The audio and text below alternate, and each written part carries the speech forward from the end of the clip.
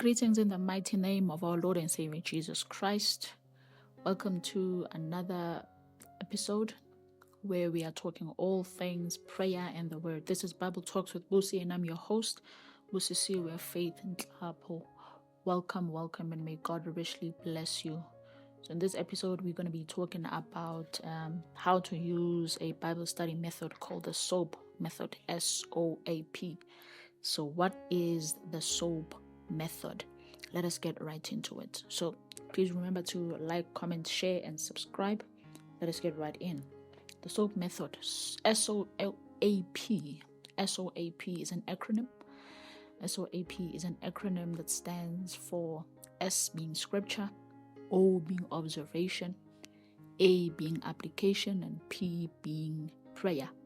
So this is a Bible study method, simple and effective Bible study method that you can use when you are doing an exegesis, when you are doing an in-depth verse by verse study, so as to be able to grasp what the particular verse is saying, so that you are able to get the context, the interpretation, as well as the application of the particular portion of scripture that you are studying. So SOAP stands for scripture.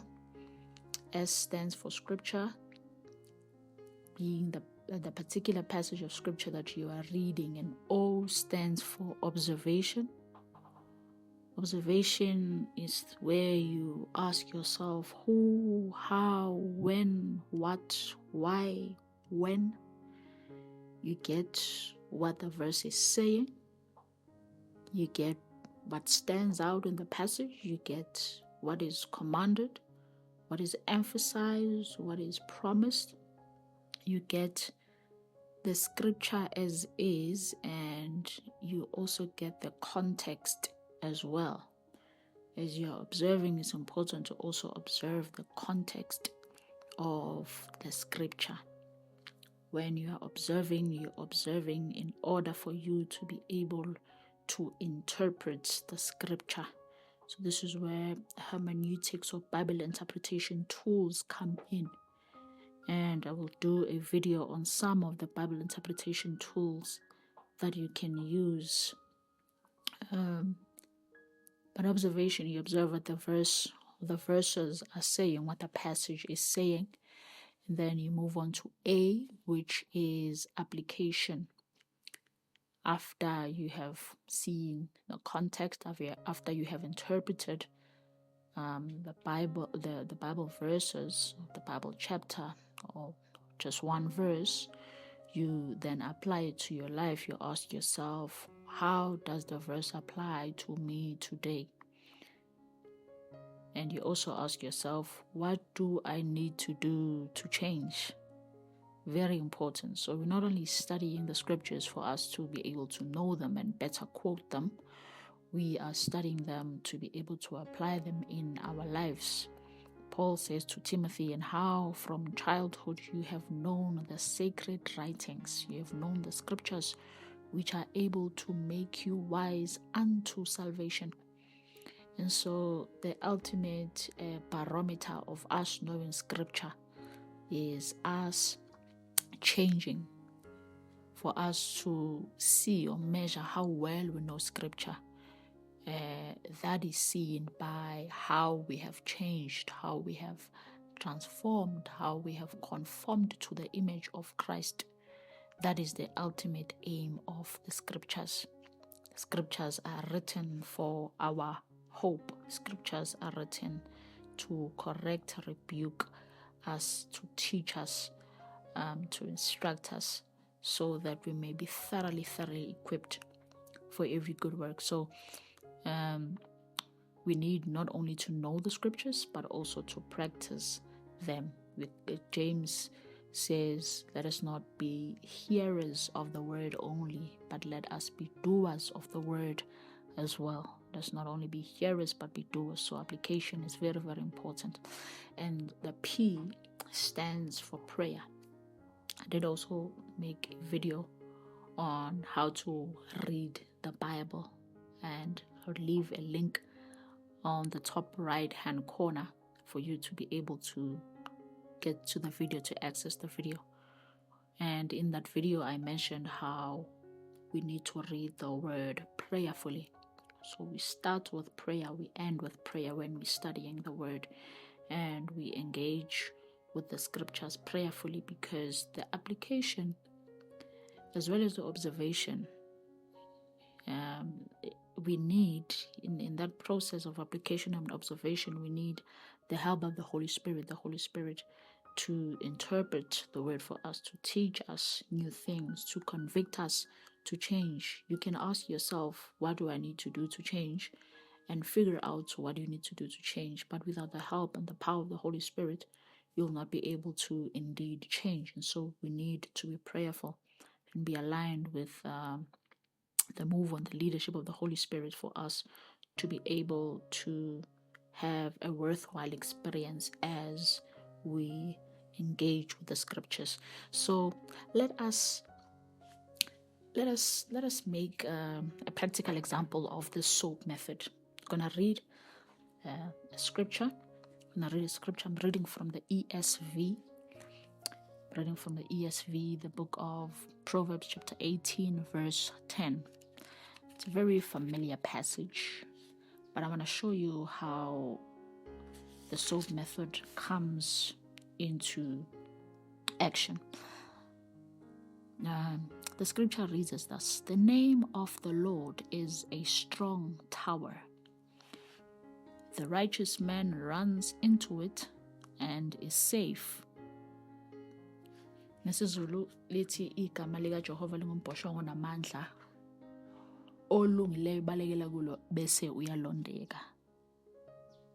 I wish I could minister this in isiZulu, kodwa I know that we have people from different places all throughout the country as well as outside of the country, and so I do respect that. We will stick to English, and as we continue, so the scripture, you've read the scripture, it says, "The name of the Lord is a strong tower. The righteous run to it and are safe." Now let us observe now the scripture that we have read. The scripture that we have read, first of all, it's important to note that it is coming from the book of Proverbs. The book of Proverbs is a poetic book. The book of Proverbs is a poetic book. And so in poetry, we use poetic devices. And there's a poetic device specifically that is used here, and that poetic device is called a metaphor. It's a metaphor. So they are likening the name of the Lord with a strong tower. So they are likening or comparing two things that are somewhat similar, but they are not exactly similar, but they have almost similar traits. And why are they comparing the name of the Lord with a strong tower? It is because a strong tower might be something that we know, and therefore when they speak about a strong tower, then you would know its use, its function, its power, its attributes. Then those attributes can then be used to describe the name of the Lord. So when we use a metaphor, we use what we know to compare what we don't know, so that what we don't know becomes what we know. I'm preaching already. Lesoda Bahasaya. The name of the Lord is likened to a strong tower. Now, a strong tower is a place of safety. We are observing here. We are observing. Go with me. A strong tower is a place of safety. A strong tower is a place of security. And so they are saying that the name of the Lord is a strong tower. And also the book of Proverbs, or the Bible, the name of the Lord, to emphasize that we are talking about God and God himself. It's also a poetic device sometimes when they say the name of the Lord instead of saying God is a strong tower. it's also a poetic device that they use sometimes. So they are saying that in God there is safety, in God there is security. Now, a strong tower is a monument, is a place where you can run to and find safety and find shelter. In the times of the Bible, warriors and soldiers and people in general would have safety when they run to a strong tower. They would have safety, they would have security there from the attacks of the enemy, from war. And so this verse now, as we are observing, it says that when we run to God, there is safety. That in God there is safety, in God there is shelter, in God there is security. And that is what the verse is saying. But not only does it end there, the verse also is particular. The verse is specific as to who finds safety, who finds shelter, who finds security. It says that the righteous run to it and find safety. It says that only those who are righteous are able to run to God and find safety. They are able to find safety. Now, who is the righteous person?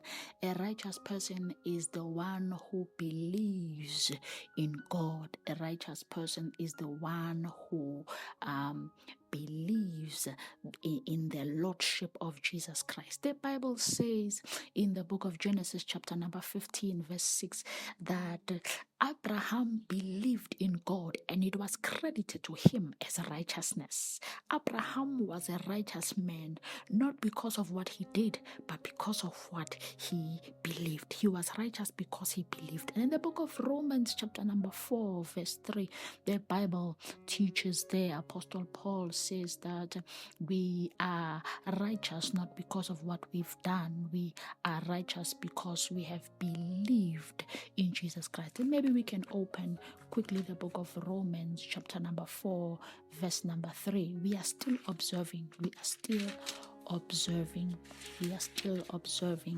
the verse, the particular verse. And so here's what Apostle Paul says in Romans 4 verse 3. It says, "For what does the scripture say? Abraham believed God and it was counted to him as righteousness."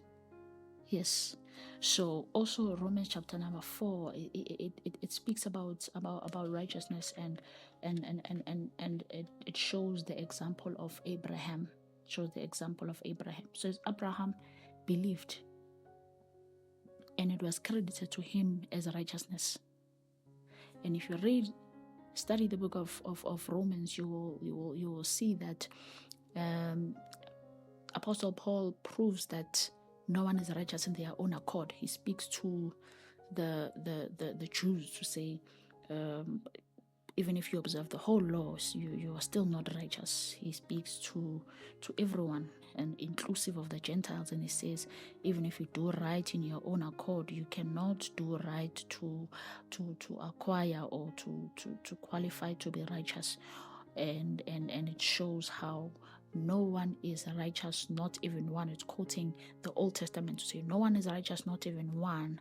But it does not just end there with that dilemma. It says that there is a way in which we can be righteous, because righteousness is a legal standing, and that legal standing we receive it by believing in Jesus Christ. Oof, mighty Jesus. So going back to the verse that we've read, Proverbs chapter number 18 verse 10, it says the righteous run into this tower and they are safe. The righteous run and they are safe. So it means that when you believe in Jesus Christ, you are made righteous. And when we are made righteous, you are able to find safety and security and shelter in God. You are able to find safety, security, and shelter in God. And the book of Colossians even says that our lives are hidden. Our lives are hidden with Christ in God. Let us continue. Let's continue, Mazalan. So, application. Now we move on to application. So, application. How does the verse apply to me today, and what do I need to do to change? This is what you need to bear in mind, that righteousness guarantees safety. Righteousness guarantees safety. When you are righteous, you have the right to run to God, and safety is guaranteed. And what can me and you do today is to run to God, or to turn to Him and trust Him. And maybe this is an opportunity for someone who is saying, I have never accepted Jesus to be my Lord and Savior. I want this type of security as well, and I want Jesus in my life. If you are saying that, please say this prayer after me. Say, Lord Jesus, I come today acknowledging that I need a Savior. I come to you believing that you are Lord, oh Jesus. I come before you confessing with my mouth that you are Lord, and believing with my heart that God raised you from the dead. I ask that you come into my heart. I ask that you be Lord and Savior of my life. From today, I am born again. Thank you for your gift of righteousness. Thank you that I can run to you in times of trouble. Thank you that I am your child. I ask that you give me your Holy Spirit to dwell with me forever. In Jesus' mighty name, amen. Thank you so much, family. Let's move on and go on to the last point, being prayer. So prayer, now that we are born again, we can pray a prayer of thanksgiving and say, God, thank you for making me to be a righteous person. Thank you for making righteousness possible through Jesus Christ. And thank you for a place of safety that is found in you. Thank you for making righteousness possible through Jesus Christ. And thank you for a place of safety that is found in you. Family, this is where the video ends today. This is where today's teaching ends. I hope that this has been a blessing to you. I pray that may you find safety and shelter. May you find security in Jesus Christ, even in times of trouble. Know with certainty that there is security, there is shelter in Jesus Christ. Thank you so much, family. May God richly bless you until the next episode. Shalom, family. Cheers.